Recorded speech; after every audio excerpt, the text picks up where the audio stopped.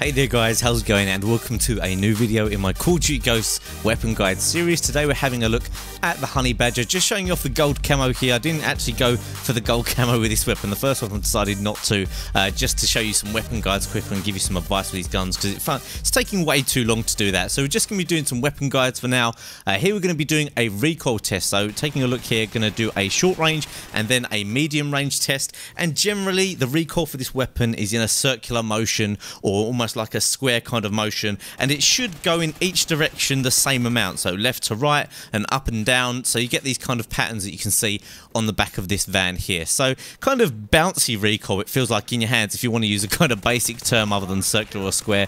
And it can be a little bit tricky actually. I think I found at first when I was using this weapon, and in the past few weeks and months where I've had a little bit of a go with the weapon here and there, I found that the recoil to be a bit of a problem, and I often just dismiss the weapon sometimes, thinking, oh, I'm getting so many hit markers, it's bouncing around a lot. But when getting these clips, I found a nice little pairing that you might want to try that really kind of sorts out this problem. It's something I probably should have looked into at first, and that's just simply putting a grip on it. Here you can see I've got the grip and the red dot sight. Now the grip just really tightens up that bounce for when it's a slightly longer range target. You can see a second there I got a long range kill, and that was absolutely fine and manageable recoil. Once you know the recoil pattern is that kind of circular motion and goes in the same direction, you know, the same amount in each direction, you know to aim for the absolute center mass, more kind of in the stomach area, I'd say, in the lower chest rather than the upper chest, which I'm used to aiming for generally with most guns to get that high damage, maybe a headshot. Because it's so circular, for long range kills, aim right for the center mass and you should have a little bit more luck. And I like to put the red dot sight on there. It's probably not something that's essential at all, but I just really love silencers with red dot sights. I think it makes it so clear. Obviously when you put a suppressor or a silencer on, should I say, it makes it so nice and clean, and you get less muzzle flash, and it makes it really simple to see. But red dot sight is something you could probably take off and maybe put on extended mags or something like that, although this gun does have quite a fast reload, so not very essential. Here I'm not running sleight of hand, and you can see the reloads are pretty decent, and for someone like me who's a bit of a sleight of hand addict, that goes to show that the reloads are very manageable indeed with this weapon.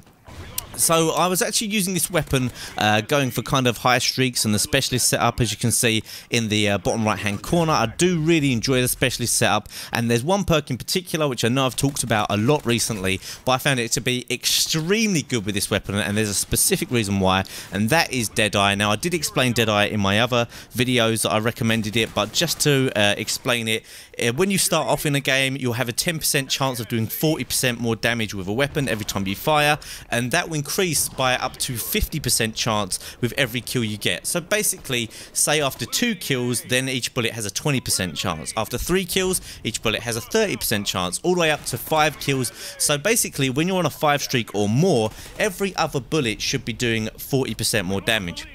Now what this practically means with a gun like the Honey Badger, or any gun that has over 42 damage at close range, will mean that you will get a 2-shot kill at close range after you're on a 5+ streak. And that's probability wise, not 100% guaranteed, but trust me, with the Honey Badger it's high fire rate, and it's very good in close quarters as well. You'll definitely notice Deadeye being very effective with this weapon, and it actually has quite a decent range considering that it has a suppressor built in. You might think that that might affect the range. It's got suppressor, it's got a quite high fire rate, fast reload, but no, this gun, even with a suppressor, actually has a decent range that actually competes with most of the other assault rifles. And there you can see on the ones where the Deadeye is coming up, and where I'm getting a Deadeye here, I'm dropping people very quickly there. So I like a specialist streak with Deadeye. Obviously if you want loads and loads of kills, it's probably just easier to go with hardline and assault streaks, but I enjoy specialist streaks. I enjoy, you know, getting a chem strike or getting near to them and challenging myself to get just gun kills, so I enjoy that. So I don't mind having Deadeye on. However, I like having the other perks unlocked. If I didn't have Deadeye,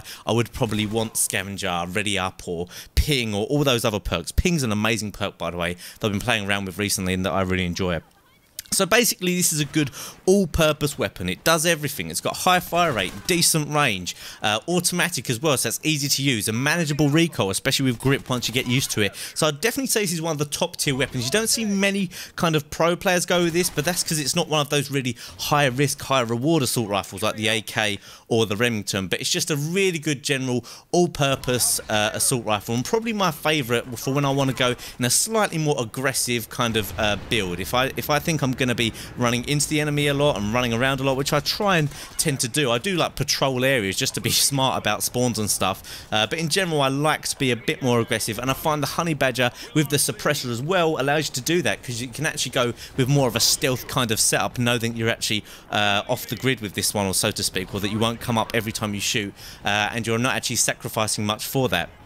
So the Honey Badger, I would probably say one of the best assault rifles in the game. Definitely use it if you're not using it already. And if you're having trouble with it, maybe try Deadeye and Grip. Those are two attachments I think are really useful. They might not work out for you, but I found that they were really good, and they were faring me really well. Did some really nice streaks with this gun. I've actually got a couple of gameplays that I'm going to upload separately that I got with this Honey Badger. So like, if you're having a bad time with it, you know, so did I when I first started using it, although it was decent. Maybe try it out again with the tips I've given you, and maybe you'll have a bit more luck with it this time.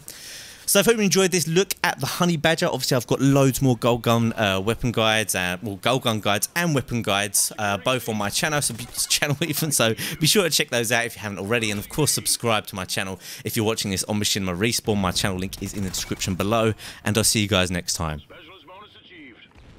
Securing A.